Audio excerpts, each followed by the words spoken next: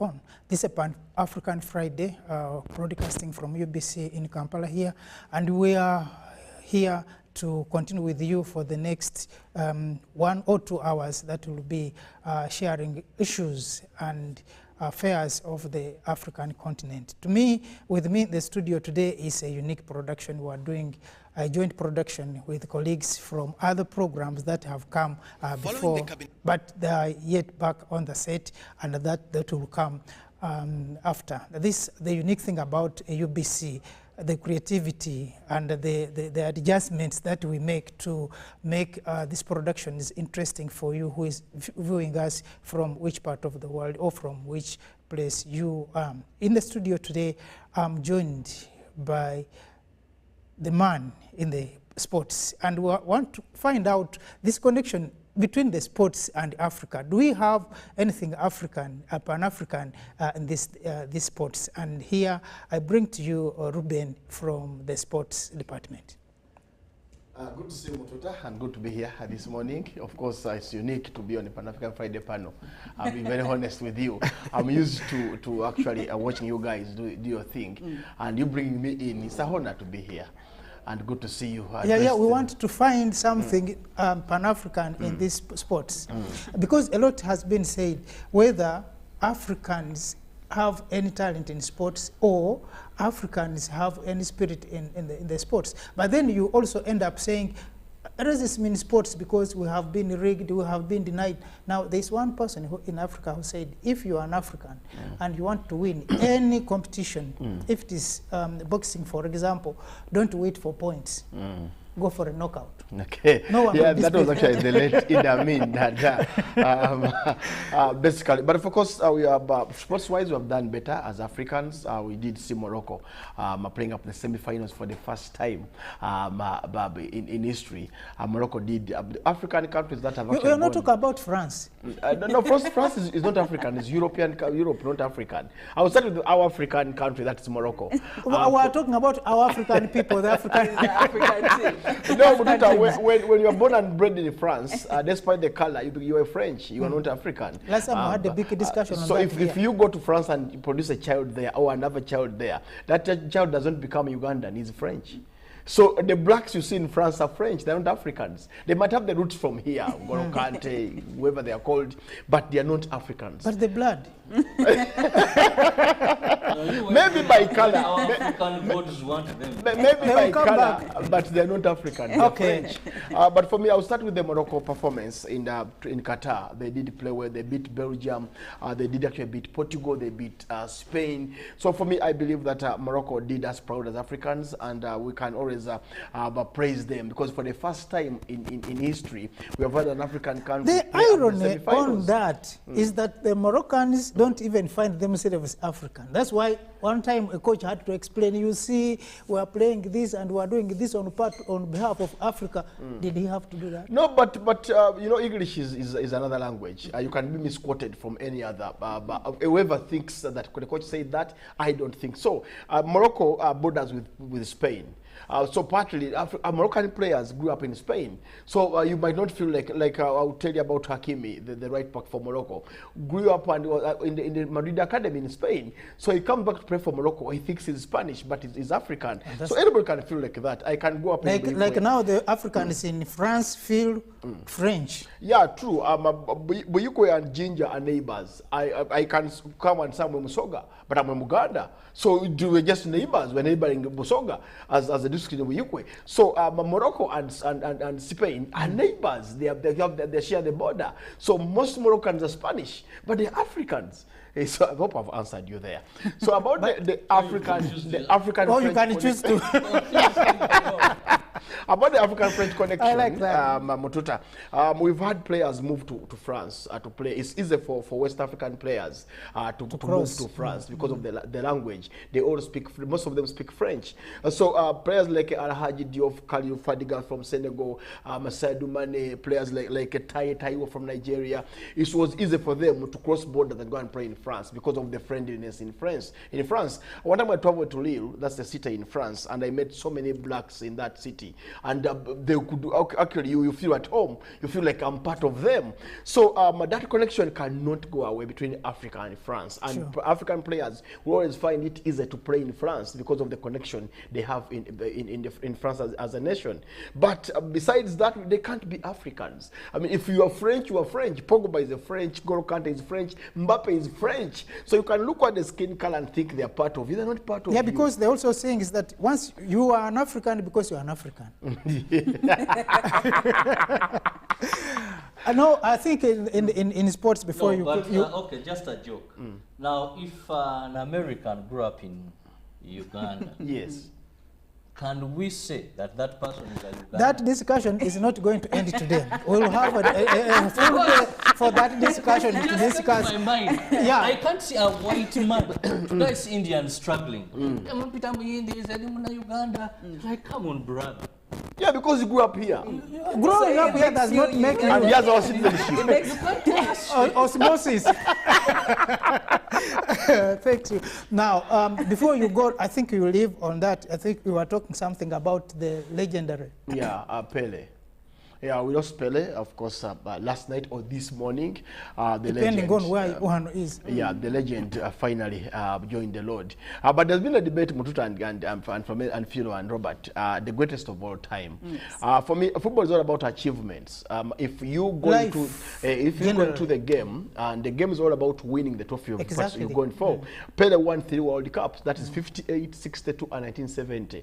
No any other player has actually achieved that. The best they come to is 2 World Cups that Cafu from Brazil won the 1994 World Cup with Brazil, and the 2002 that was in South Korea and China. So Pele won 3 in a row. I mean 58, 60, 2 and 70. So that hat-trick of World Cups is nowhere to be. You can't find it. So I said it in the morning here that for me, the greatest player of the 20th century is actually Pele. You can talk about Messi because Mututa, I don't know whether you were born by the time Pele was playing, but I might have had a chance to watch the videos of Pele and talk to my elders to talk about him.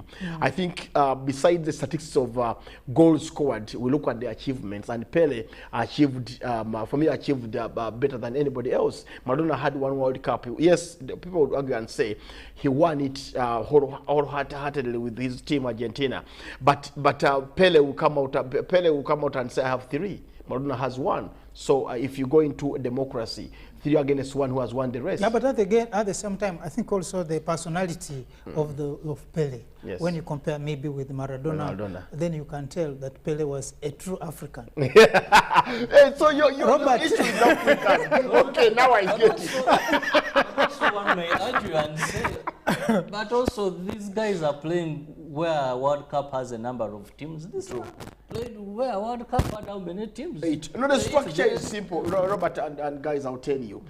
Each year, FIFA comes up with changes. Now in America, Canada, and Mexico, that will be 2026. We will have 48 teams in the tournament. Pele played, and we had 8 teams, 6 teams, and what? So, but those were the best teams in the world. So you can't victimize him. He played against the best in the world. Gentlemen and being black, I think and lady, yeah, of course, yeah, being African, black. that is that makes life for me easy there. Robert had something to close the year with. Yeah. Well, for me, I want to look at this year 2022 on the local scene back home. Thing that I can't forget is on the element of security, because this is the year where we saw first and foremost something that shocked the public when they woke up and they heard that armed men, armed assailants, had attacked a police station, killed 2 police officers, took away with guns, and even injured another one. That was at Busika. Sure. That was on the 31st of October, which was very shocking because, you know, many Ugandans, we've been used to a peaceful environment. Then thereafter, we saw a spell of attacks. But of course, that led to more fears when police came out and said, we are going to merge police posts. And 129 police posts were merged. Yeah, because they were vulnerable. Because they were vulnerable, and one person cracked a joke and said, now if the policemen are running away from the criminals, now what about us ordinary citizens? Yes. Should we go to get pangas? Should we get better dogs? Should we do what? But police came out and said now they're going to look at what they call a sub-county policing model, which we are going to see if it has really worked. But the good thing is by closure of the year, there have been reductions in these incidents. We've not seen more police stations being attacked. So on the security side, I look at that as one of the things that has made headlines. Of course, and very interesting still related to that, we saw the twin bombings, if you remember, here at Nile Avenue and Central Police Station. That was also a shock to many Ugandans. I don't know how old Philomena was when we had the Ethiopian village and she was 15. She was 15. Yeah, And 15 or 10. But I was still, I could understand what was happening. I could process what happened. At 10 years, at 10, you understand? Do you understand what happened? I was an old woman by then. But this was more lively and more vivid to the lives of the people. No wonder I had to go to the jungles of Congo and hunt for them. But as I went up Muduta, there's one thing that came to my mind this year. And as an African man, we are talking about being African. When we lost Speaker Jacob Oulanyah, and then we had to have a replacement before his burial. That as an African man didn't go well with me in Africa. That we need to have a speaker to preside over. You remember? The man is still somewhere, then you're having a replacement of him. As an African man, I felt his body was still somewhere, and this being a pan-African, I hope our legislators look into amending. Yeah, but there are many things that are happening, even as that happens, but we'll end up with that point. We'll also want to pick from Philo. You know that the name is almost violence itself. Philo is about love. Yes. Okay. It has quite a very deep connection to love. So we can say, exactly, can one Philomena someone? I am such a beloved person. It's easy to love me, so yes, I like feel that. free to use Philo. Yeah. So Philo, your take on as the year closes and from your department. This year has been crazy. Also, I know I said see you in 2023. It could be too soon, but I am still here. 2023 is already here. Well, 2023 is already here, yes. Well, when we get to talk about gender-based violence in the year 2022, it's very sad and unfortunate that things haven't been really so good. I remember at the beginning of this year, the Ministry of Gender and Labour and Social Development came out to express their worry about how the numbers were growing. And it's not even any different from 2021 because this now, was... when you are talking about this Yes. gender-based violence, let's zero it. Yes. What are you talking about? And maybe I need also to maybe throw in a few corrections here and there, because initially we used to think gender-based violence, the crimes of inhumanity that expressed onto the women. And that was then? Came, yes. Okay. Concerns came saying, but you see, when you talk about gender, it's not only the feminine gender we are talking about. And men have also been incorporated because there are men out there who are actually suffering quite a lot. And if anything, I'm very grateful that 2022 we have been able to talk more about the men and be open about how they're being violated out there. They're not coming now, out to talk about men have to go to report to police and LC. They should, because that, if... women are beating them, exactly, or they are because denying it's them not something, right. or It's they are not harassing right. them. Yes, they should, and they have the right to. Because just because you're a man, it doesn't mean that you have to be very quiet in your pain. You shouldn't be able to express it. You shouldn't be able to report. Of course, I know that has a lot to do with the ego. Yes, there is a lot of ego and pride. And I feel like there is a lot more work we need to do to make men feel comfortable enough to talk about it. We're talking about the Pan-African Friday, and we're talking about men who have been clobbered, yes. or have been harassed, or Yes. have, because the violence goes beyond the beating. It's beyond physical. There is Yes. mental. There is a whole lot of types of violence. Yes. And then these people have to go and report someone that the wife I brought at home. I know you're framing it in a way like there is a problem. If I would ask you, what would be the right way to deal with that? Africans know how to deal with that. What is the best way to deal with it African way? Robert will tell you. Which I want to believe. It could be wrong. Yes. The gender-based gender-based violence. I feel uncomfortable with speaking it out. I mean, we've been harassed before, I'll tell you, Yes, Mututa. Some of us die in silence. We can't speak it out. And I've been a victim of gender-based violence, Yes. honestly speaking. But Now- because you And can't I'm very believe happy me, you're talking about yeah, because you can't openly. believe me, Yes. you'll say, but how can Ruben be? Told us. But I've been there before. Yes. I've had this It's problem. not something You laughing start with matter, money. I You start understand. with money, but the woman wants you to give her all the money you have. She can't share the little she has. That is harassing me as the head of the family. Yes. Sometimes you need to come and help me out. Then it goes back to being slapped in the corridors of the house because nobody, you can report to nobody. You got in love with Naruto is somebody. actually people you can report to, and that is the whole intention. And How even can the they Ministry of perceive it? Gender- How can a But you tall see, man, that is the 6'2", mindset we need to break. We shouldn't be very comfortable. I'm sorry to say, but this would be an archaic type of thinking that men can't actually speak archaic or traditional or What is archaic? yeah. Imagine- Men should No, feel very the comfortable to talk issue- about the it issue because here you're dying is- in silence. Believe Ruben The- that a woman has There are people who will actually believe you. There are people who will police actually officer believe you. handling this case. Excuse me. I think now we have a whole discussion on this. Whether I think we need a full day for me to educate this who men on that who it is okay on, to talk about their pain. on who is beating who.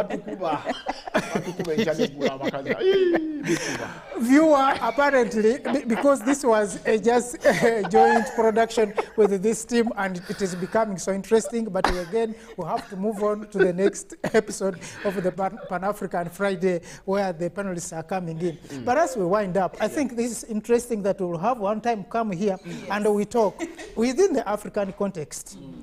Yesterday I was telling a colleague, he said, there is a lady who was saying, you know, men are getting fewer and fewer, so allow us to share the men. And then another person said, but how many shall we have to share? Then he said, but my father had 6 women. I quickly said, where is your father? He said, he's dead. I said, wasn't that sexual harassment? Something like that, the guy died. So these are things that really affect the African man. But we shall have time and we talk about these issues. So I think each of you can give a closing remark as we wind up and we wish our viewers next Happy New Year, beginning with Philo. Well, 2023, I want our just to do better, especially still on the issue of gender-based violence. The numbers are growing higher, and to all the men, I am begging you, don't listen to the men I am with right now. Oh, and Feel all free- women and should stop the beating women, their husbands. Well, the women are quite vocal about it, but I just want the men to really get the 'Cause they courage make to a lot talk of about noise. it. Go to police, actually report. Some of these women are violent, I'll tell you for sure. I mean, you heard Ruben's story. So well, we need to break that culture. You should feel free. It doesn't take away anything from your pride, from your ego as a man to actually report someone But who once is you are beaten, harassing then the you. ego is gone. Robert. Happy New Year from me, Philomena, and hopefully we can cross over. You guys are very interesting.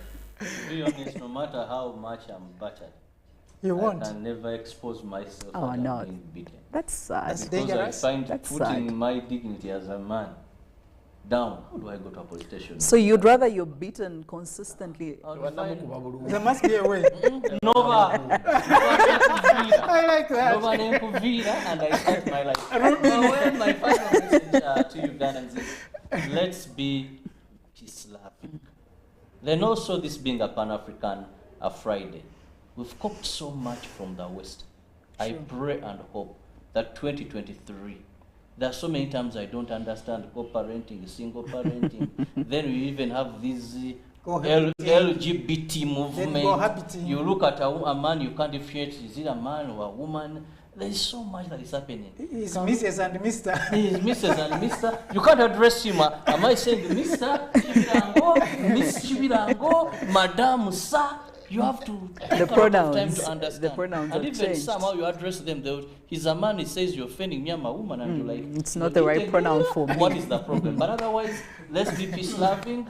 Let's also stick to our African values and traditions. Happy New Year, 2020. Ruben. Okay, I want to thank you guys for hosting us this morning as the GMU team. We are really grateful to be here. But from the angle of sports and African, being an African, I think as Uganda, the national team will be playing in Chan starting on the 13th of January. So we need a New Year gift. Maybe it will be past 2022. But if Uganda, Ukrainians came back with a trophy, I would be the happiest people. But the tournament will be in Algeria. But anyway, for me, I would simply say that yes, men have been beaten, have been a victim before of the gender-based violence. We should come out to speak about it. I know you won't believe me that I was once slapped by a woman, but it is indeed it happens. And where should we report Mututa? The police cannot believe some of us that we are beaten. They will simply say that we are lying. We are not beaten. You still have the dignity. It wasn't taken away. As you wind up the year, as you wind up the year, no, they will take you. No, because you feel like she's a weaker sex, you can't fight with her, then you let her win for the purposes of harmony and peace in the house. But on the other hand, if you choose to beat her, you kill her. Some of us can kill if you choose to. But anyway, have yourselves a happy new year. Let me hope that for me, Puntuta, I will report to you. I don't want youth to get involved in alcohol and drugs. As we celebrate the new year, let's, as parents, let's try to, those who have a teenager at home, my daughter is 14, so I always tell her that alcohol is evil, and but don't get involved in such activities. So as we go into the new year, as we usher into the new year, let us as parents try to talk to our children, try to talk to them and let them not be part of the drugs and alcoholism. Yeah, because as you tell her the alcohol is evil, then you shouldn't be seen the glass and the bottle, because then the evil will be the evil. I'll be the evil. Not understand. Okay, yes. But indeed, example, with respect of the companies that make alcohol, we need to sensitize people of how bad it is to be addicted to alcohol. You might get wasted. You might get addicted, and that can cause harm to your life. Anyway, happy New Year, and see you 2023. Yeah, thank you so much, viewer, being with us for this short time. It has been very interesting, and I think we'll have more times and days to come back and discuss some of these issues, from beating to security to sports, and how Pan-African and how African all these issues affect our lives. We shall be back shortly after the break. Don't go away. Thank you.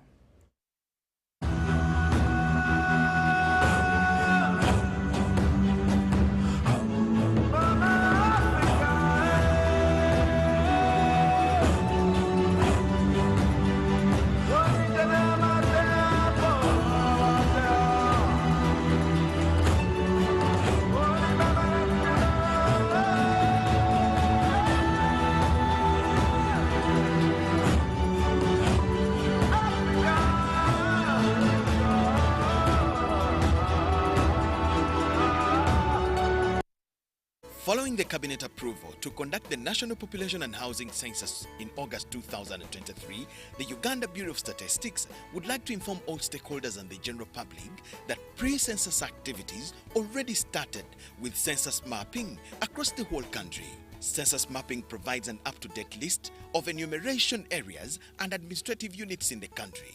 In addition, it determines the number of enumerators and supervisors required for undertaking the census. Census, it matters to be counted. For more information, contact the Office of the Executive Director, Uganda Bureau of Statistics on 0755 342 128. This message is brought to you by the Office of the Executive Director, Uganda Bureau of Statistics.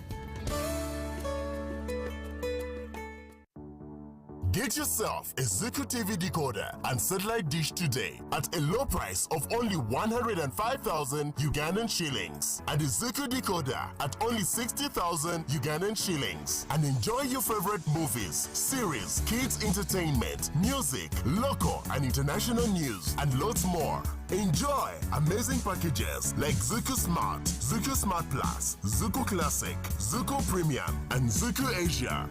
Get connected today. Zuku, life got better. Get value for your money by choosing the right paint. With Global Paints, you don't just paint, but paint for generations to come. Make Global Paints a paint of choice and make your building a paradise. We have weather coat emulsion, undercoat emulsion, silk vinyl emulsion, flat emulsion, super gloss and high gloss. Global Paint, a reliable product. Inco is devoted to making professional quality tools affordable. Inco believes that top quality refers to not only function, usability, and appearance, but also efficiency, performance, and maintainability. Our products include safety products, air tools, garden tools, welding machines, generators, measuring tools, power tools, and many more others.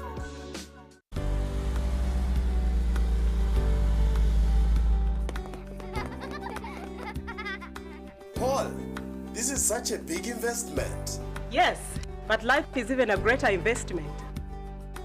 Our doctors recommend Hemofort to help in quick recovery. Hemofort is a medical syrup that's recommended for people of all ages, pregnant women, and people from all lines of work. Hemofort syrup helps the body's growth of red blood cells. It contains iron, vitamins, folic acid, and other essential elements necessary to keep both children and adults healthy and active.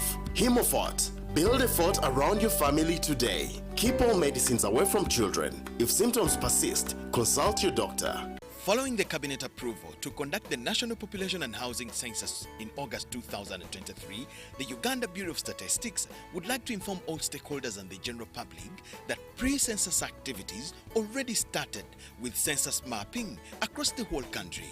Census mapping provides an up-to-date list of enumeration areas and administrative units in the country. In addition, it determines the number of enumerators and supervisors required for undertaking the census. Census, it matters to be counted. For more information, contact the Office of the Executive Director, Uganda Bureau of Statistics on 0755 342 128. This message is brought to you by the Office of the Executive Director, Uganda Bureau of Statistics. Get yourself a Zuku TV decoder and satellite dish today at a low price of only 105,000 Ugandan shillings and a Zuku decoder at only 60,000 Ugandan shillings, and enjoy your favorite movies, series, kids entertainment, music, local and international news, and lots more. Enjoy amazing packages like Zuku Smart Plus, Zuku Classic, Zuku Premium, and Zuku Asia. Get connected today. Zuku, life got better. Get value for your money by choosing the right paint. With Global Paints, you don't just paint, but paint for generations to come. Make Global Paints a paint of choice and make your building a paradise. We have weather coat emulsion, undercoat emulsion, silk vinyl emulsion, flat emulsion, super gloss and high gloss. Global Paint, a reliable product.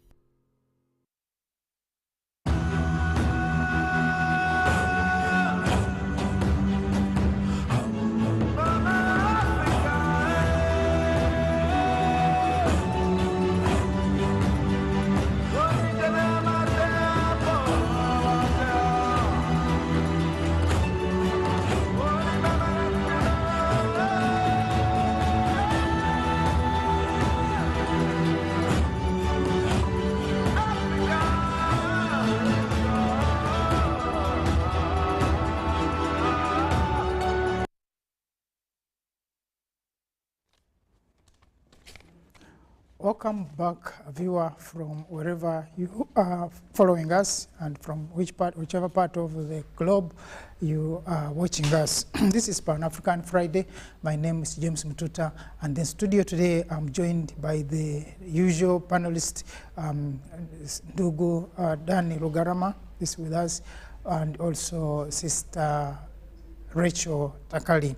Today we are looking at major events that have unfolded on the African continent from the time we started the year 2022 up to today. Of course, today is our last Friday of the year as we crown our productions of the Pan-African Friday. And we thank you for those who have been with us and those who have been following us all of this time. It is because of you that we are always here to discuss and share with you and from you the issues that affect us as the people of the continent of Africa. So in the morning today, Kampala is a chilly a bit, not like last week. It is at least warm, and the people are going on normally with their usual businesses. Apparently, I think not many people this time traveled up country, because when I was coming, I could see the road is still congested, which means many people have not been able to travel up country. Maybe Christmas in Kampala was equally good. Nduguru Garama, I'll begin with you to say hi to our viewers. Good morning to you, comrades, and I congratulate you upon having concluded at least the 25th. I know that the festive season is still ongoing, probably up to 2nd of next year. On the contrary, from where I reside, the road is very clear, and you get a feel that very many people have not yet returned from village. Interestingly, even when they said that government offices should be open by Tuesday, but some of the offices I have visited, the personnel is not there. I wish everybody the very best of 2023. I know that we shouldn't take this for granted, because there are very many people that have not been able to make it. There are those who are extremely bedridden. Of course, there are those who are still moving, and but they have lost hope. And this is the worst form of existence, that we have got very many people. And no wonder that a research that was conducted not long ago revealed that the numbers of those who are mentally sick is on the increase. And I want to believe that that speaks not just for Ugandans, but it cuts across. Of course, the vagaries, the economic and other related vagaries of nature, and those that have been visited upon us by the almost run down global economy, have led to this kind of state of affairs for man. I want to conclude on the note of the resting of our senior comrade Pere, the legendary Pere, 3 times World Cup winner, 1,283 goals. And I'm very sure that since, of course, no record can stand unbroken, but his is not yet broken. On average, this is a man who, every match that he participated in, mathematically, he was scoring a goal, or at least he was close to scoring a goal. So he has gone to be with our ancestors, but I think we should not mourn him. We should celebrate his life and pick up lessons, because he gave a face to the black community globally. Sure. Yeah. Rachel. Yes. People here, Phil here was talking about men beaters. So we are happy to have you here. Okay. You don't want me to say anything about that, do you? No, I don't Not expect you really. to say anything. Well, that is where we are. There are all kinds of challenges that still face us. Sure. Despite the fact that we are on the verge of entering a new year. Of course, there were many challenges in this particular year, among them, for this country anyway, among them Ebola and the COVID-19 situation that saw the reopening of the economy and related activities. We still have colossal challenges, and I'm thinking the one that will inform much of what we do in the coming days and even years is the state of the economy, of course. I don't expect it to improve radically in the short or medium term, given the fact that others who are further along the way are struggling much as we are, Sure. whether they be in Europe or in America. Yeah. So today we are looking at the landmarks, issues that have really happened on this continent and have put us either in a terrible situation or propelled us to work better, plan better as the people of the continent. We may be looking at issues of governance on this continent, issues of security, issues of trade, issues of Africa's foreign policy, issues of elections. We have had elections on this continent. Of course, these are some of the things that have, and then coups that have landmarked this continent of Africa. And when you look at it generally, then you can tell where we are heading. Are we heading in the right direction, excuse me, or we are retrogressing in terms of all of this? We've had, of course, issues of pandemics on this continent.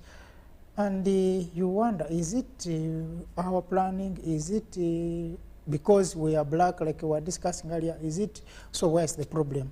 And let's look at issues beginning with governance. And when you are talking about governance, let's look at, for example, elections, because this continent, we had 18 countries that went for elections. And for those, the major ones that went for presidential elections included the immediate neighbors of ours, Kenya. We had Angola. We had which other country? Somalia had parliamentary. Yes, Somalia and president. So it was Algeria. There were others. Yeah. So what have we? Almost 18 countries on yes, the African continent. Yeah, but the major ones, I think, are Angola, Kenya, Somalia, and Equatorial Guinea that went for presidential elections, and of course those elections were held. What do we have any lessons to pick from these countries? You talked beginning with Kenya. Oh, Kenya. Oh, okay. You see, we, for a very long time, have talked about Africa's problems. And I remember sharing here with our viewers the well-documented and written paper by His Excellency the President about the problems of Africa in the 11 bottlenecks.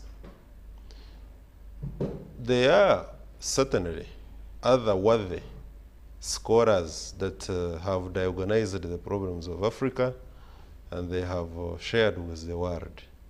There are those certainly that have done it with ulterior motives, and they have painted Africa as a dark continent right from the time that they were bringing in their colonial rule, and later when they purportedly left.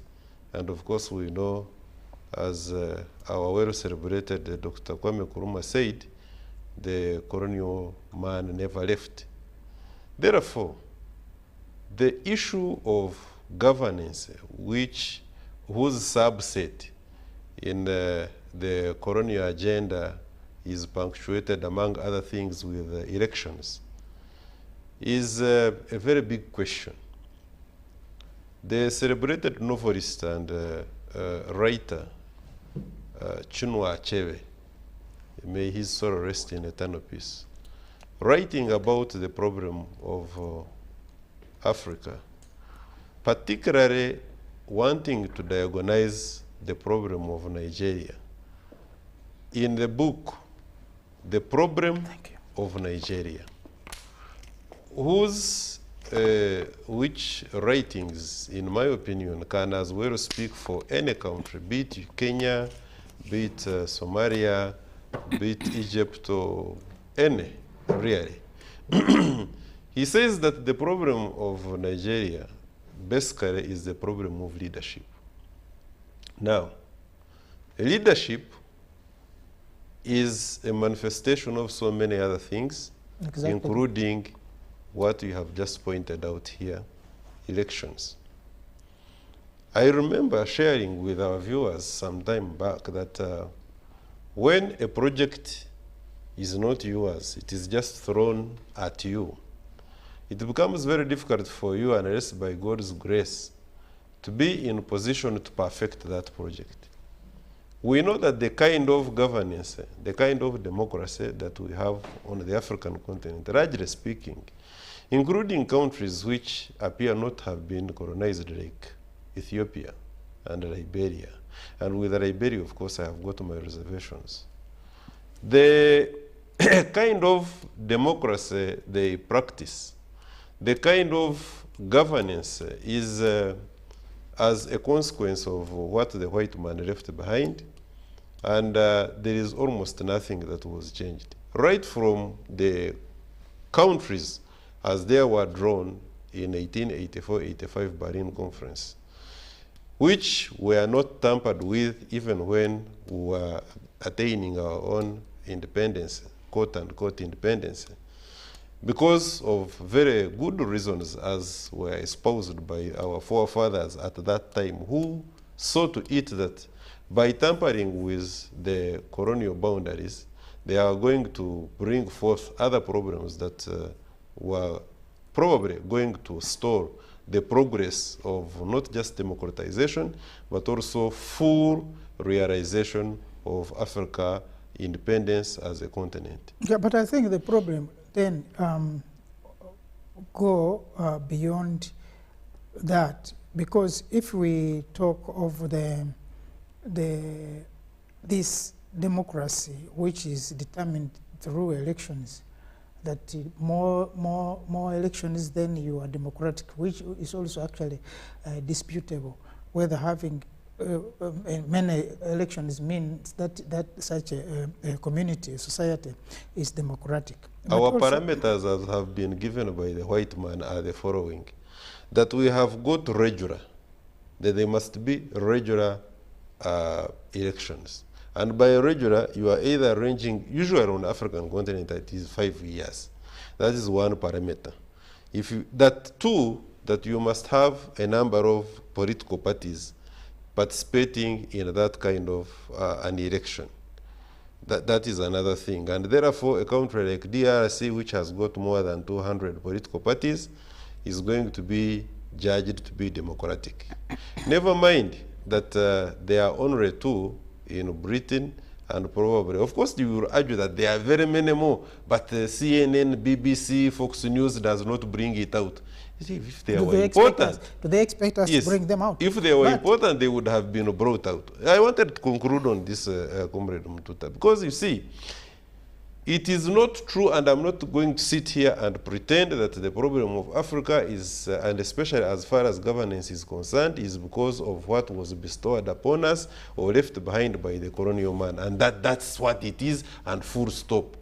I know, of course, that we have got a certain crop of those that have been trained under the colonial man agenda. They have been exposed to these schools of theirs, and they speak like our young brother one time, Bobi Wine, said that some of you come here, you speak very good English, but you don't have this counter at heart.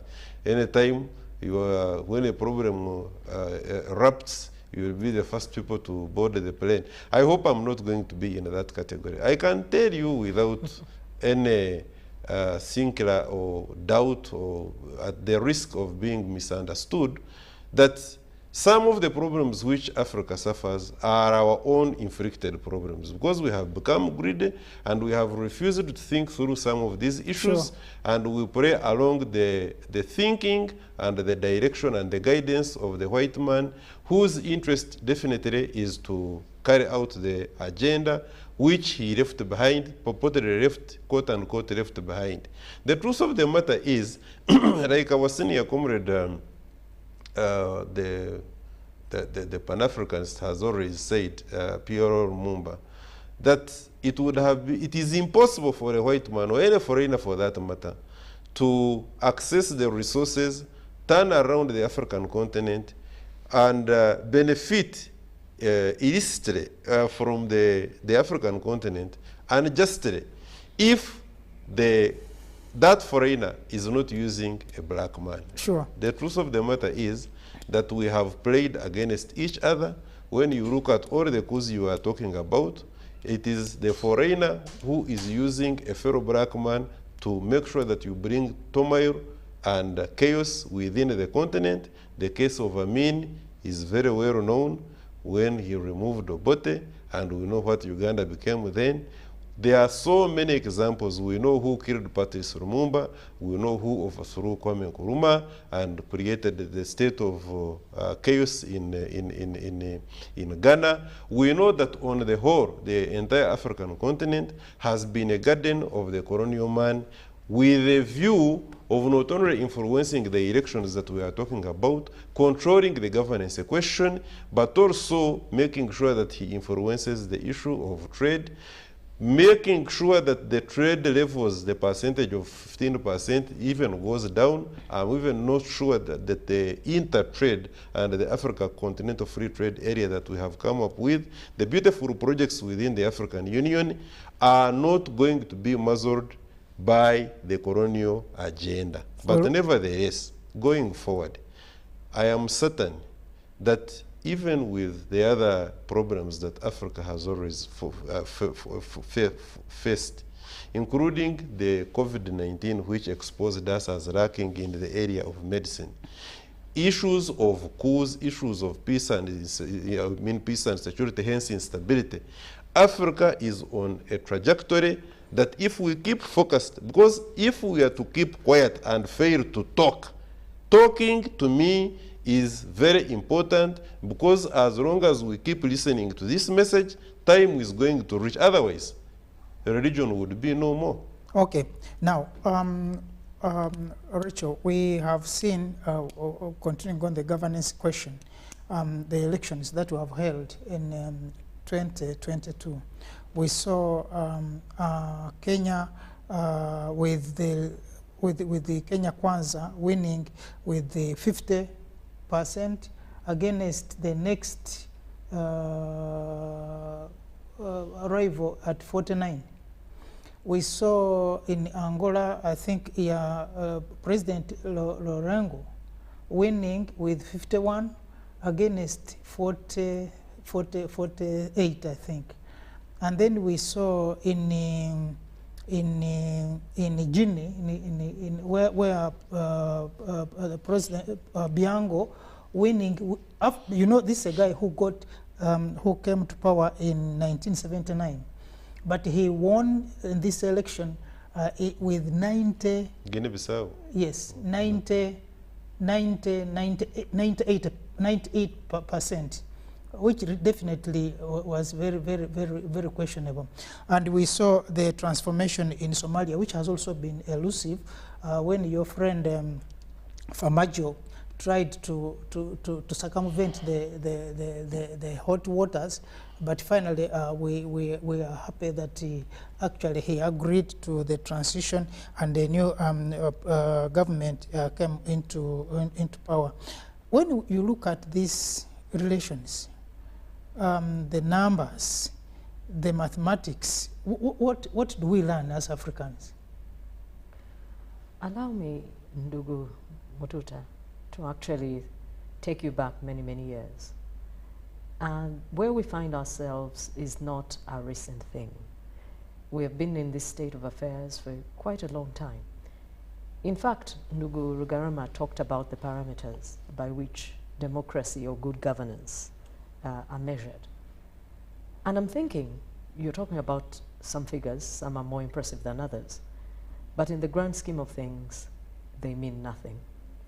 For the simple reason that in most of these countries, however frequent their elections are, they do not make or meet the most basic parameters by which good governance is measured.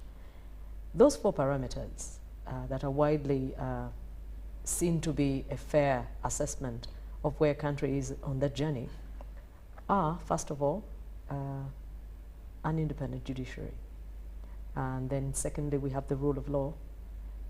Thirdly, we have an active and informed population. And then, of course, we have the question of civil liberties.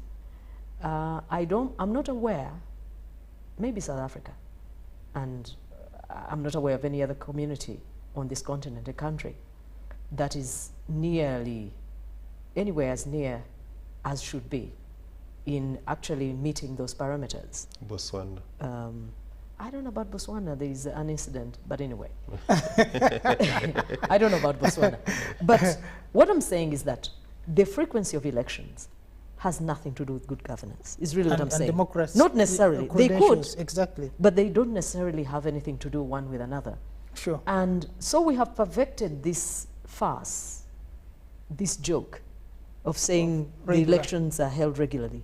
But the population, he was in the electoral system of this country. Yeah. But one of the things that are talked about a lot is that sensitization is always wanting. By the time you talk about voter education, we are in the closing months of an electoral cycle. There is no way someone can internalize these things, except, for example, you start them maybe immediately after the other election, and by the time that Chisanja is over, or that presidential term, then maybe the people have a decent appreciation of what should be. Therefore, you talked a little about what is happening in West Africa, and we, of course, related to the recent coups there. But the coup, or the coups that are happening in West Africa, are not new, ranging as far back as '58, when some of these measurements were first set in place. From '58 to for about 40 years, the region of West Africa was #1 in coup activity. In fact, 44% of all coups that happened on the African continent from the about late 1950s for about 40 years in a row were in that region. So when we look, the latest cycle began in about 2019 of coup activity on the African continent.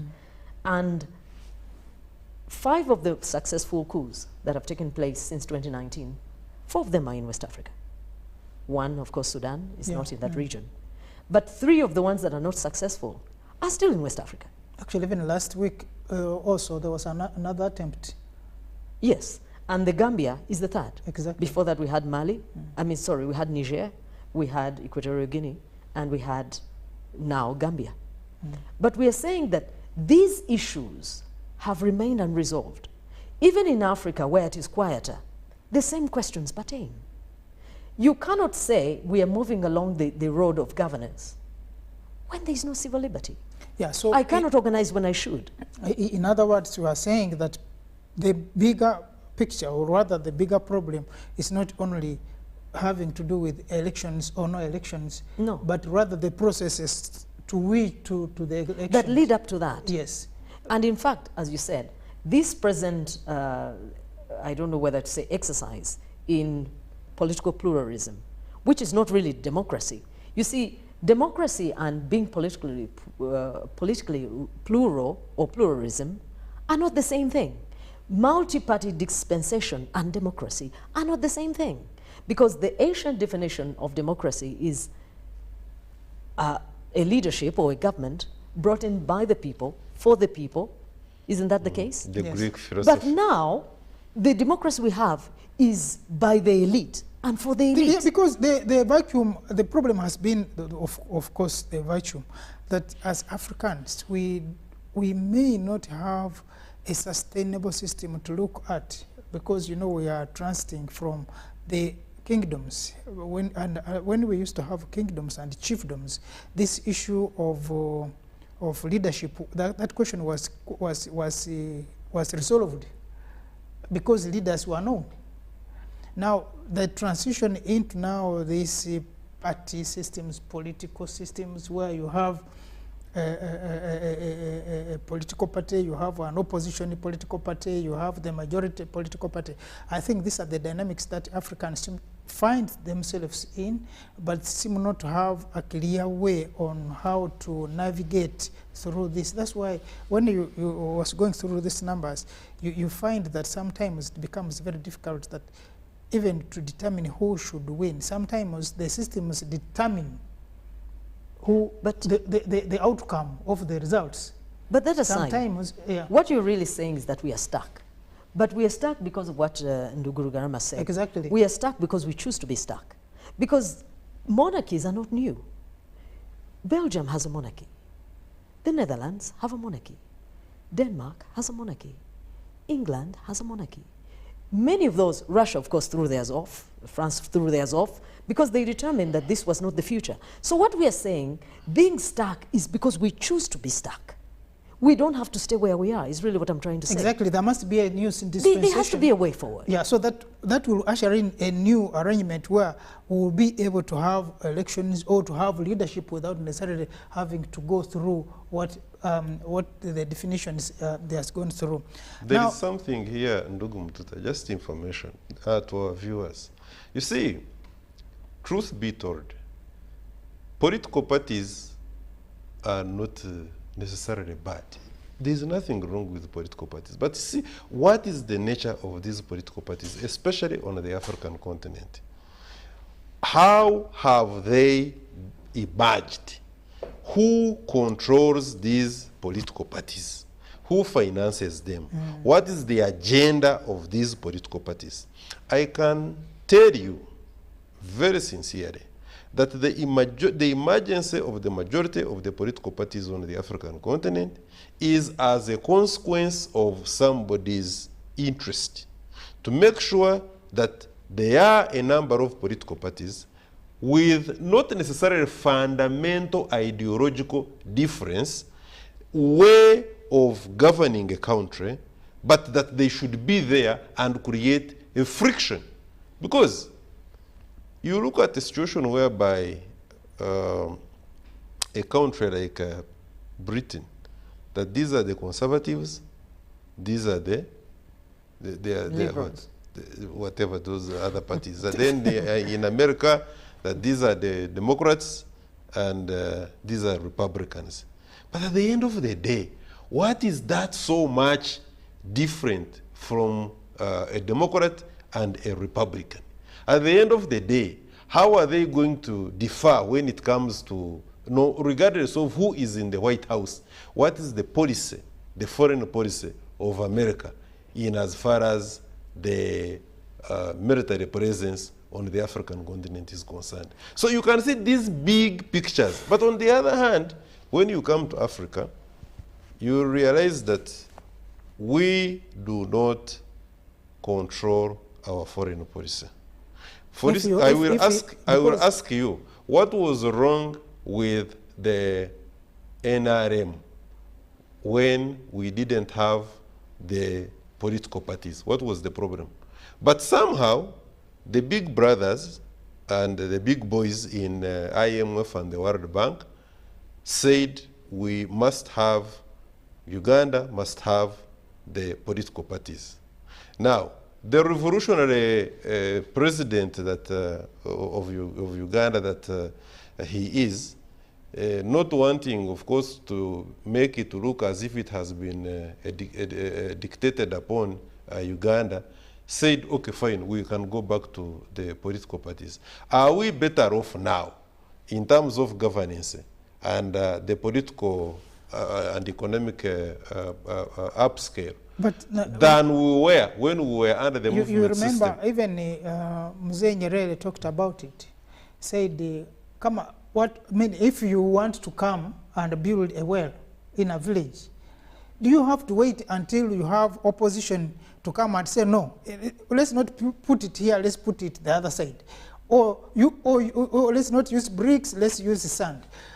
Or you come down and you say, this is our problem, and let us sort it once and for all. Of course, later on, when he was campaigning against political parties, later on he agreed that Tanzania should have political parties. and because of the pressure that let Tanzania be a multi-party, moving away from Chama cha Mapinduzi. That's the point. Into the other A parties. society will always recognize its problems. Yeah. And as long as they realize that these are our challenges, they will revolve, they will engage themselves, and they will come up with the best solution on how to solve the same problems. Because what the ugly thing with the political system, some of these political parties, you can see that, and I've seen this now happening recently. We have seen these movements within where they used to call the advanced democracies in the U.S. especially. When the President Trump was the president, there were many things that he was doing, and he was getting away with them because the Democrats, I mean the Republicans, would, being the majority in the House, they would say, I think we don't need to sacrifice ourselves through our the president. And a lot that would have otherwise brought him to impeachment. Remember all the attempts that were made to impeach him. The Democrats will say, no, we cannot do that. Of course, even now, I'm sure they will not be taken to prison.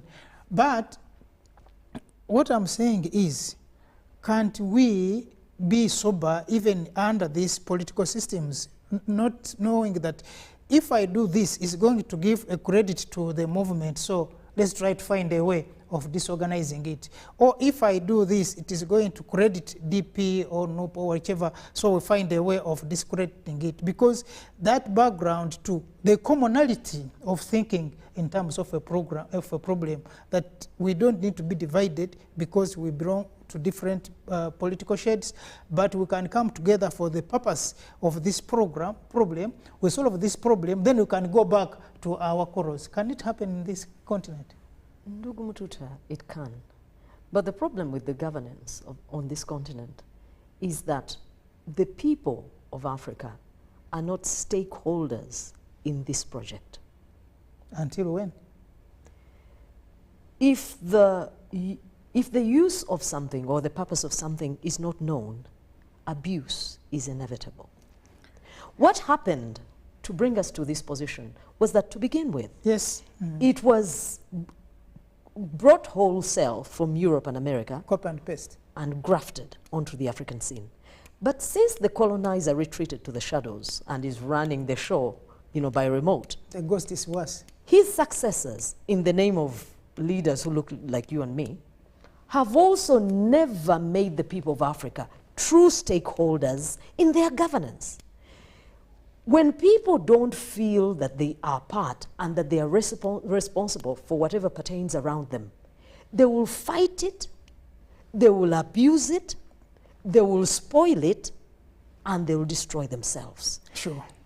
Unless the people of Africa, the leadership of Africa, spends time and resources making the people of Africa understand their stake in their own governance, or creating room for true participation. Forget about this cosmetic democracy. True participation in their own governance. That is the day we will begin to move forward in our own governance. Let's look at trade on the continent, because it's one of the areas that definitely were featuring big on this continent of Africa. And we're looking at it in such a way that Africans are not trading amongst themselves. We are exporting fine, we are importing a lot, but we are not trading. In fact, the figures, when we were checking, according to The Economist, said Africa is trading 2.19% in terms of exports globally. That's where we're exporting, but also importing 2.8 globally. I mean, it's minimal. In other words, even if you didn't do business with the rest of the world will continue. But as Africans, there is less that we are doing together within the continent. And last time Ndugu Rugarama was talking, even today he did mention of it, the trading, the intra-trade of Africa that is also very low as you, well, I mean, compared to what Europeans are doing, Americans are doing. You find that we are doing badly even within ourselves. Now, trade is one area that can revolutionize the economics of this continent, but we need to have programs and products that can be marketed within Africa, that we shall be able to increase on the volumes of trade within us, but also transporting and movement of goods and services within the continent. Of course, a number of policies are being put up, including the Pan-African, that system for payment, which mechanism. Which will eliminate the money that we lose every year. In terms of exchange with the Naira, with the franc coin, I mean phone, with the whichever dollar we are trading on within the African continent to transform. And in fact, according to the figures, we lose 5 billion in terms of dollars as we change this money from one currency. The exchange, yes, yeah, so that's a lot of money. Do we see ourselves going better on this, especially as now we end the year? The issue of trade on the African continent has not just been realized. When you go back and you look at the speech that was delivered by Kwame Nkrumah in 1963 at the formation of the Organization of African Union, he did mention the need to increase trade amongst the liberated African countries. Almost everybody that talked on that day, including the Mwalimu Kambarage Julius Nyerere, they were alive to the fact that trade, the intra-trade on the African continent was very paramount if we were going to transform the African society. The excuse that we have given over a number of years for those interested in bringing together the African people has always been that Africa can get united, the people integrated, not by political unification, but by economic unification. The creation of the regional blocks, ECOWAS, EACA, COMESA, have largely been regional economic blocks with a view of increasing trade. It gives you the impression, therefore, that the African man is cognizant of the fact that we need to increase the volumes of trade amongst ourselves for purposes of enabling our people come out of the economic slavery that we have been suffering for a very long time. Suffice also to note that when you look at the creation of Africa Continental Free Trade Area, the wisdom that was graciously bestowed upon our leaders by 2015, 2018, until the formalization of the Africa Continental Free Trade Area was God sent. That we can do all that we want to do, but if we do not come together and increase the miserable less than 15% intra-trade on the African continent, we are going to remain a slave continent. What is more is that progressively the African continent, relying on the cries, on the devotion and the efforts that were made by our forefathers, aware that trade, and especially intra-trade on the African continent, is the way to go, realizing the fact that among the bottlenecks that we have on the African continent that is curtailing the development of Africa as a continent, aware that we have got an edge and a very big comparative advantage vis-a-vis other continents in the field of God-given minerals and agriculture, having Africa at well over 65% arable land, the richest continent as far as the minerals and the fresh waters are concerned, climate being at its very best to enable any activity that one may talk about, the African leaders, through the agencies that have been created within the African Union, have come to a realization that we need to increase trade amongst ourselves.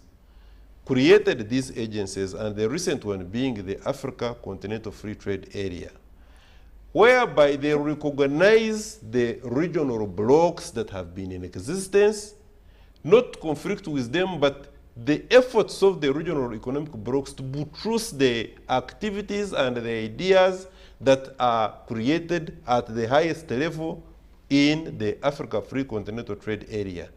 I am sure going forward that the 15 or less than 15% intra-trade that we have been experiencing on the African continent, when we start getting it right, forget that there are some countries like Britain now has already started sending in money to Africa Continental Free Trade Area, where over 30 billion pounds.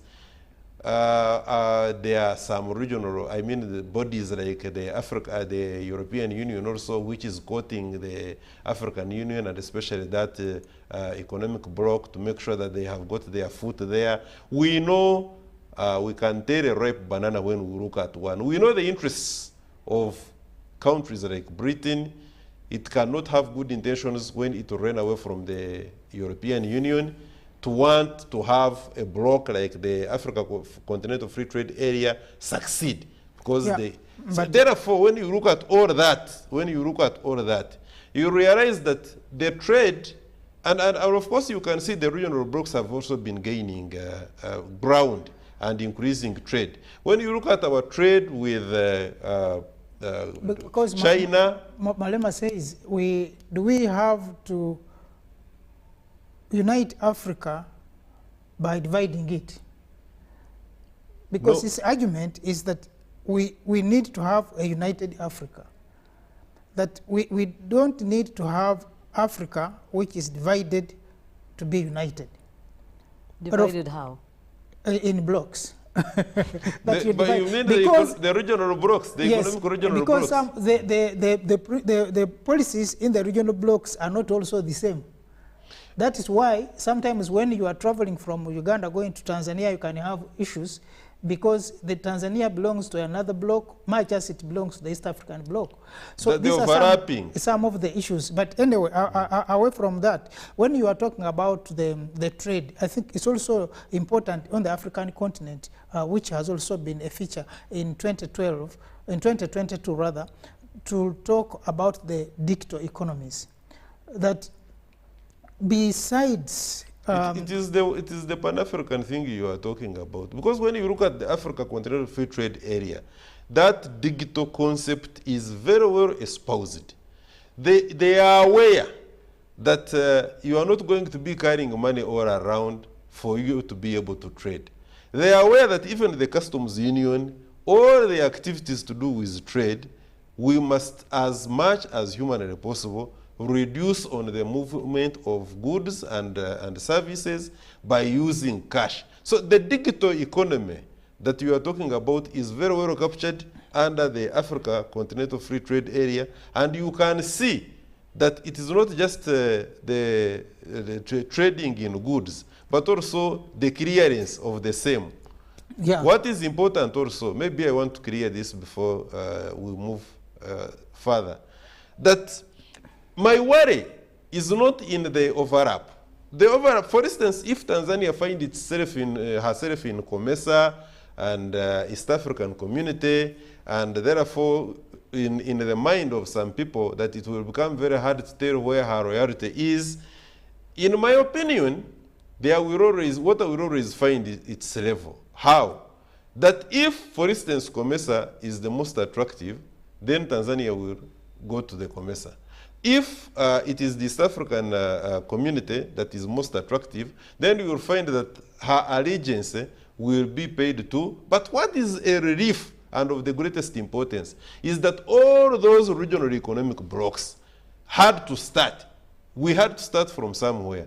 And the good news is that we do not have contradictions when we look at the regional economic blocks vis-a-vis the continental Africa free trade area.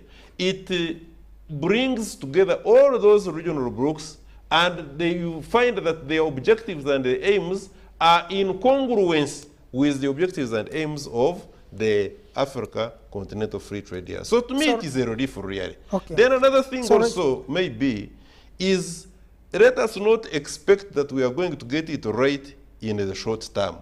The African Union, which has been described as a toothless dog, and like I noted the other time, some of the overzealous commentators said that it is no dog at all.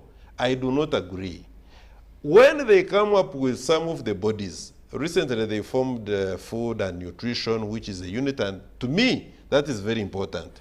When they want to emphasize Africa Development Bank, when they want to bring on board the issue of the Africa Continental Free Trade Area, I can assure you that is a step in the right direction. Now, when we look at and I will pick your take on that, Rachel, when we are talking about these digital economies on the African continent, of course, it's going to be an important step towards the trading, intra-trading, and the connectivity of the African continent. But you also, I think, need to look at the issues of connectivity and the inequalities in access to the digital systems. When uniformity of the currency. Yes, but also the expanse to which because if we are talking about the digital systems, we're also talking about the telecom convergence and coverage. In African continent, in your thinking, do you think should we now go for, say, we go full blast in the digital systems, digital economy of this continent? Can we be able to operate? Well, first of all, given our infrastructure and some of the other tenets that go with a full-blown digital economy, we're not capable of going to full blast in the short or in the medium term. But of course, we'll make gains along the way. But I think for me, unlike the parent that is really the AU and before that OAU, that has been accused of being entirely too slow and thoroughly, totally out of step with the times and the interests of the continent. The African Continental Free Trade Area is doing its best to move a lot faster than would have been anticipated. Sure. And accordingly, just a couple of months back in October, the Guided Trade Initiative was set in motion. And with this, a number of countries that are already plugged into the system are already doing what they need to do to make sure that this thing actually becomes a reality. The countries that are already on board at this time are 8 in number, and these represent the different regions. But they have gone to 8. They're no longer 6. No, they're 8. Okay, sure. Ghana, Egypt, Nigeria, something like that. Okay. Southern Africa is represented by Mauritius. Eastern Africa is represented by Tanzania, Kenya, and Rwanda. And then West Africa has Cameroon and Ghana. Yeah, so you realize we're moving? Yes. And Northern Africa has Egypt and Tunisia. These are countries, for example, you're talking about the digital economy. They had to have fulfilled the conditions that go with the e-tariff system of African Continental Free Trade Area, along with fulfilling the requirements when it comes to rules of origin. You know, that is a big sticking point. Yes. There are many people who say, because it comes out of Ghana, it now has to conform with the standards of the East African community and so on and so forth. But these nations have also gone a step ahead and published their tariffs, and which tariffs have been approved by the Secretariat. I believe it's in Ghana? Yes, Yeah, the scholars in Ghana. Which begs the question, what are the rest doing? Yeah, but again, you talking about that, you also realize... when will you plug in is really the question. Whoever has one, there's countries that have one requirement ready, others have two, others have none. Why? If you realize that this is your future, what is taking you all day? That goes to really where we have been many times, talking about we Africans are the chief saboteurs of ourselves. Yeah, because sometimes you don't need someone to sabotage. No, because they've already laid out 96 products that can actually be traded among ourselves, among them tea and coffee. And in fact, at the launch of this guided trade initiative in October, tea was sent to Ghana from Kenya to start off this arrangement. Countries that are ready with these products and have met the requirements and the standards are free to go ahead. Yeah, because we have had the African Adjustment Facility, which is supposed to harmonize the trading, but also now I think by the year 2022 as it ends, we should have had the trade financing already in place. So but you like wonder, you are saying, some of these hanging conditions that have not been fulfilled. What is taking them all day? Because, you know, as you said, we've spent a long time talking about the arrangements that came out of Europe, grafted. Arrangements came out of America, grafted. Now this is an indigenous arrangement. And how? Why will you not plug in? What is taking you all day? The signs and the symptoms are clear for all to see. This trade among ourselves is very much superior than any trade arrangement that we have or will be available to us in the near or distant future. Yeah, because... So what is taking them all day? Because Tunisia, for example, can be told by a neighbor on the other side, Spain, say, do you have to be engaged? We still can trade between you and us, and we are making more money. And you remember the other time, Britain, again, was telling Kenya that we can provide market for your products, and you don't need to wait until all the conditions that we now are talking about in the African trade area are put in place. We still can be trading, and of course, to me as a leader, I would want to go first on that. But I think, like they're saying, that if you want to go far, then you'll have to go with everyone. But if you want to go fast, you'll go alone. But so these are some of the issues that we are talking about. Africans. But there is something here, and Rachel talks about it a little bit. Permit me say this: the rules, the concept of the rules of origin, the rule of origin. When it comes to these goods, Africa has always suffered on that, and I think that is why the Secretariat in Accra, they are very, very strict as far as that is concerned. The origin of the goods that we are talking about, if we must make African continent strong and the Africa Continental Free Trade Area viable, the issue of intra-trade, a serious thing to be respected, then the rules of origin must be seriously regarded. Sure. Because we have always had, and you know, on the African continent that we have got countries, judging from our history, especially like in the Maghreb region, you find a country like Morocco, which has had a lot of ties with Europe. During the time when she had been, she herself gotten out of the African Union, she made a lot of engagements with Europe. Majority of her agricultural products, for instance, find their way on the European market. Yeah.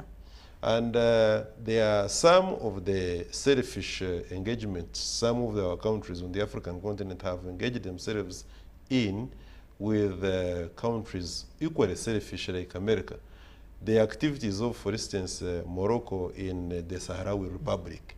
These trade-offs which they make, recognize Israel, I will also make sure that I do not interfere with you with your new colonial project in the Sahrawi Republic down there.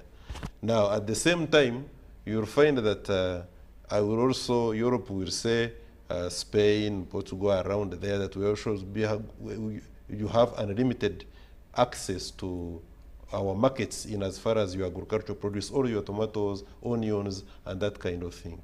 Now, when that is the case as it is now, then you get a situation whereby there are some countries which have been trading with countries like in South America, Brazil, and etc.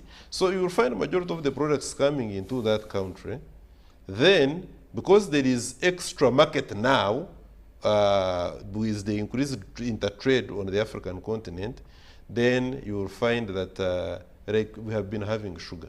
Sugar comes, it goes to some crafty people, brand it Ugandan sugar, and then because they want to benefit from the East African community market, then they will push it to other neighboring countries, Kenya, maybe now DRC. You always not miss that. So it's a very tricky, we are balancing a very delicate tilt here. And that is why the Secretariat of the Africa Continental Free Trade Area is very careful in as far as the rules of origin is concerned, that these products must actually be coming from a member country. Certified. You see? That is, to me, that is very critical. Probably maybe to say also that going forward, when I am optimistic that when that one is resolved, and the other one, the Pan-African payment mechanisms that we are talking about, is also gradually getting done with. The issue of language, you know, trade has got one language. Are we trading and are we getting money? Exactly. But the bigger Pan-African, of course, the debate is on the issue that our younger brother, Comrade Marema, has always been talking about. I think we'll have time to talk about this issue of language, if it is becoming an issue on African continent. I think Swahili will carry the day. We all seem to be agreeing that Swahili is okay. Another issue that has been on the continent, viewer, is the issue of security. We have had a number of setbacks and a number of conflicts. The biggest of the conflict on the continent was the Ethiopian conflict within 2020, but thank God that an accord was reached, and we hope that it will stand the test of time to harmonize the thinking and the positions within Ethiopia, and then the country can get back to normal. And of course, Ethiopia is one of the countries that was doing very well on the continent economically until we had that considered to be the fourth largest economy. Exactly. If that's true. Yeah, after Egypt, Nigeria, and the Nani. But you realize that it sent the country off the rails, back far away, until this peace accord was reached, and I hope it will stand. We had issues in Mali, we had issues in Sudan, still we're having them actually, and the Horn of Africa. So these are areas that have been of conflict. We have issues in the DRC Congo for the 2022. Sister Rachel, what is your take on the security situation 22 in Africa? I think going forward, but also where we find ourselves at this time, is unfortunately not fully of our making. Africa is challenged continually from within and from without. There are powers that make it their full-time duty to interfere with the growth and potential of this continent. They've been at it for hundreds of years, and they show no signs of relenting. It goes without saying, especially in the West African region, that there is a certain colonial power that has been at work for a long, long time, and they are not shy to say they will continue in that mode. Whoever does not agree with the direction they have set will be opposed, not just in mentally, not even psychologically, but in physical terms. So it is this colonial power, one France, that is very much at the heart of the troubles that afflict the western part of this continent. And by extension, those same contests continue, maybe on a smaller scale, in other parts of the world. Ethiopia in particular is afflicted by the ethnic plague. Their regions, the big regions, are defined by the ethnicity. The Omoro and the so on and so forth. The Omoro have their own big chunk, and the people of Tigray have an ethnicity. So they are defined. They are one of the smallest, the Tigrians. Still, they are a very distinctive. And the fact that they were in power before Mr. Abe. Yes, for a long time. For about 2 decades at least. They were the helm in military affairs, they were the helm in political life. And so they had come to a place where they felt they really had to be front and center of everything Ethiopian.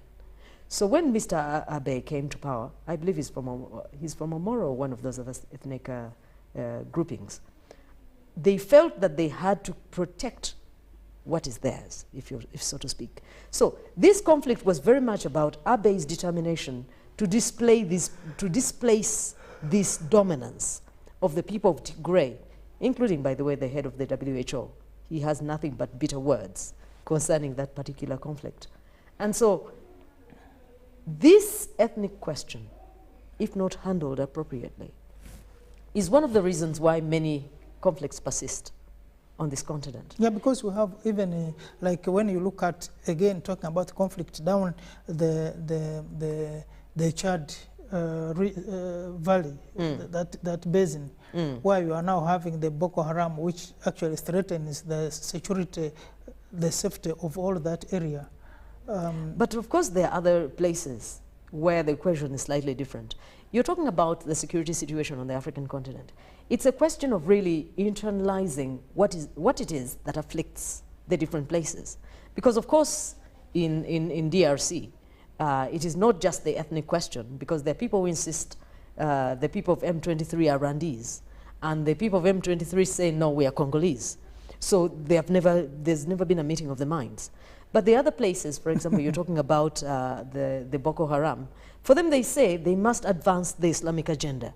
There are places also in Mozambique where they say, no, we must carve out our place as Islamists. So what afflicts us in terms of security is you know, it varies from place to place and from region to region.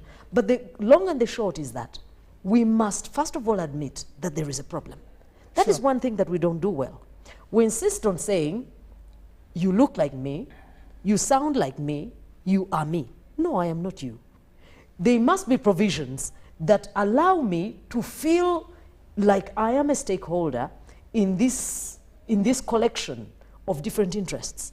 And I think that is really where we have not done well in regions where conflict has come to the fore. There are places where resources are the cause of the conflict. Whatever the cause, in Africa, there is an answer. In Africa, most of the conflicts as a result of resources.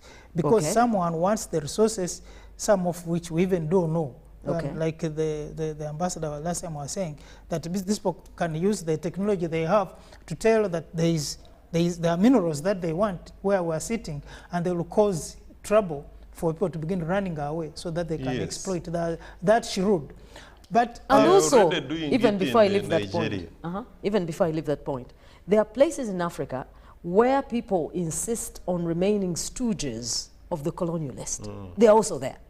They are pushing this interest at any cost, like Cameroon. Including. So those are the dynamics that we really must revisit and work steadfastly towards solving. And that is why these things have, by the way, the dynamics surrounding these conflicts are the same since time immemorial. Exactly. The only problem is that we have failed to make sure that whatever situation is, you know, taken to the negotiating table somewhere is finally concluded.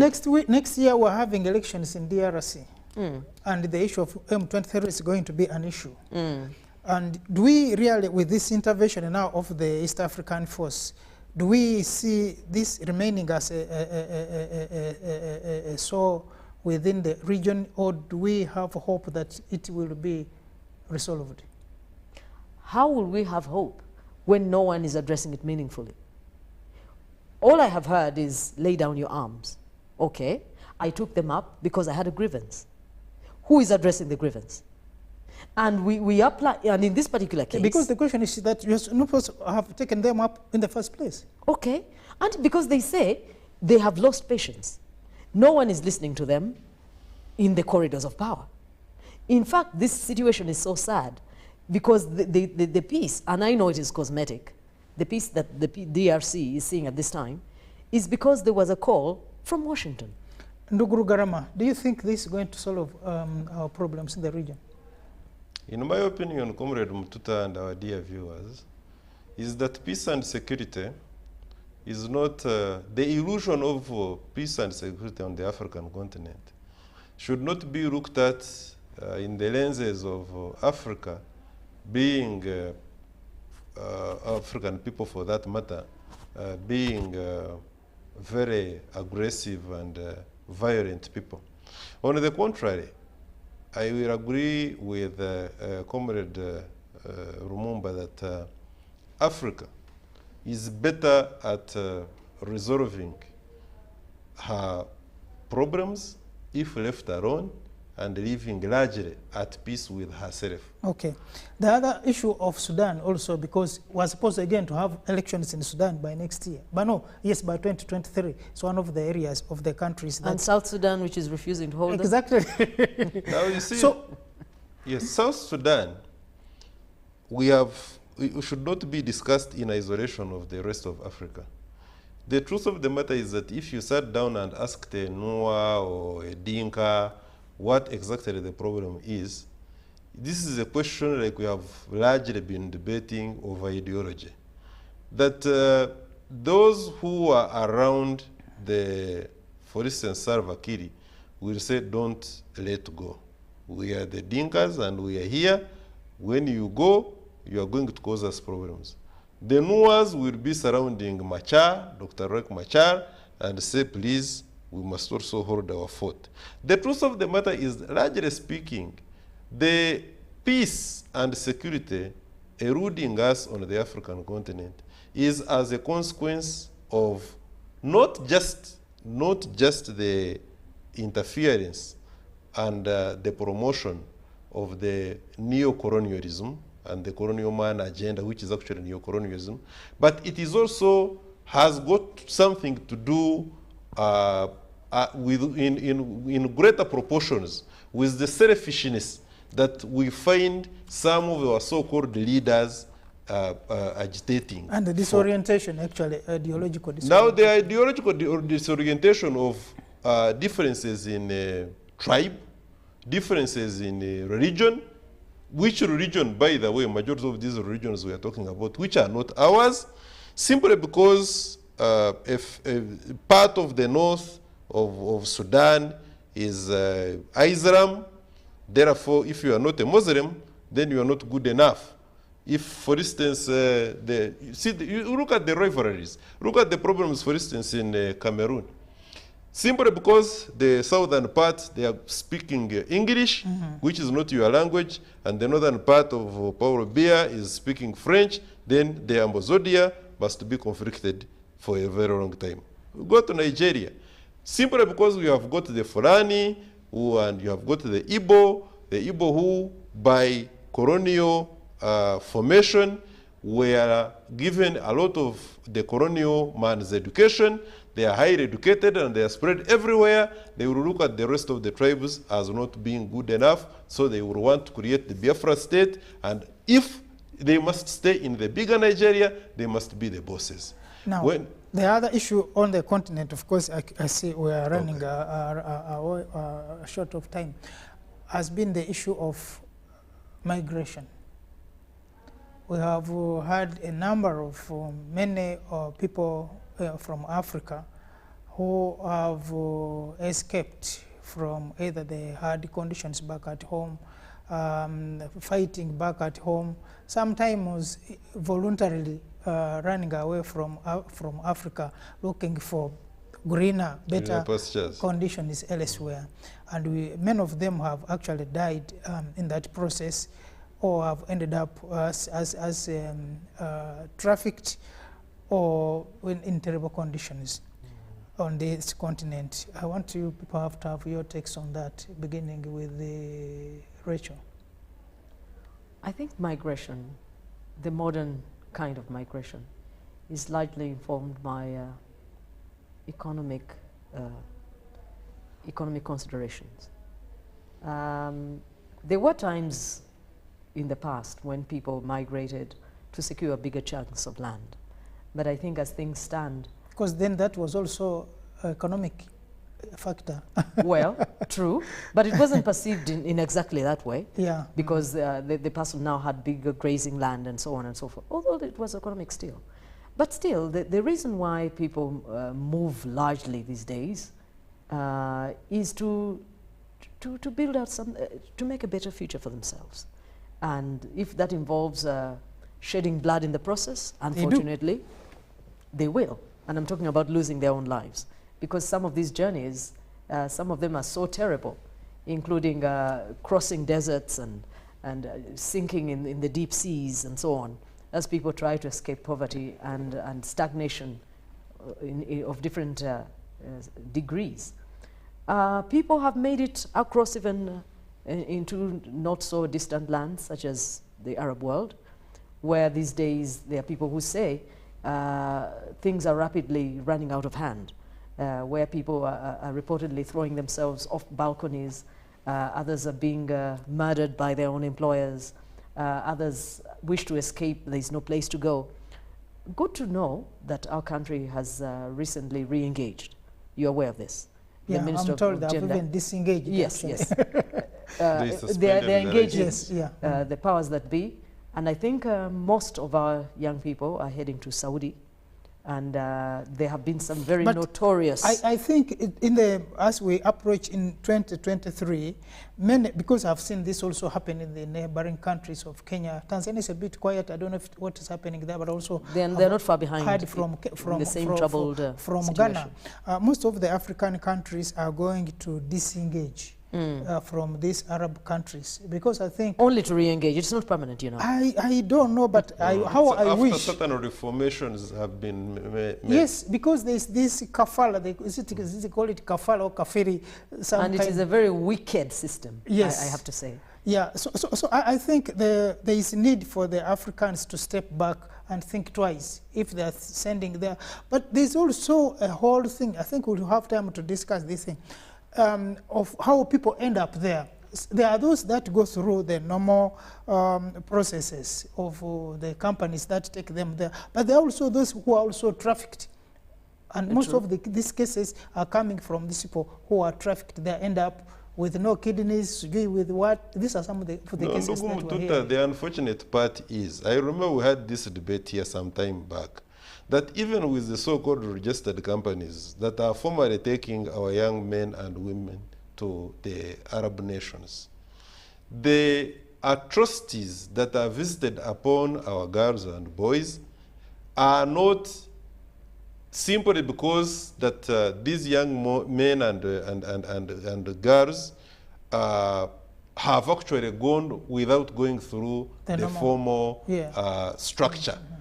Even with the formal structures, because we get calls that I went through, you have seen these things in social media, and they are not lies. Yeah. That I went through company X, they have brought me here, I have spent I have spent in the house about 4 months, or I got opportunity and I hear opportunity and I'm working with so and so, but the conditions are unbearable. We have got testimonies of those that have worked as maids.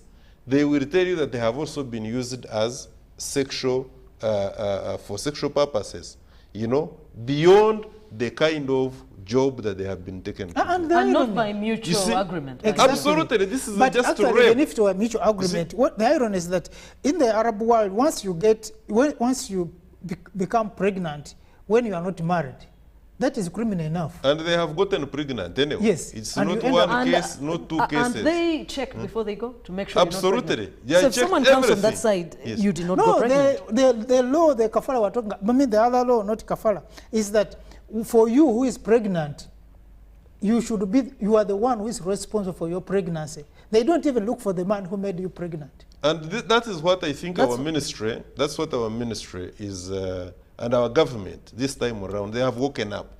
That's what they are saying, enough is enough, we must put a stop to this, unless we have we put in place certain reforms, we should disengage now. But I think your bigger picture was, very quickly, running through, the issue of migration on the African continent.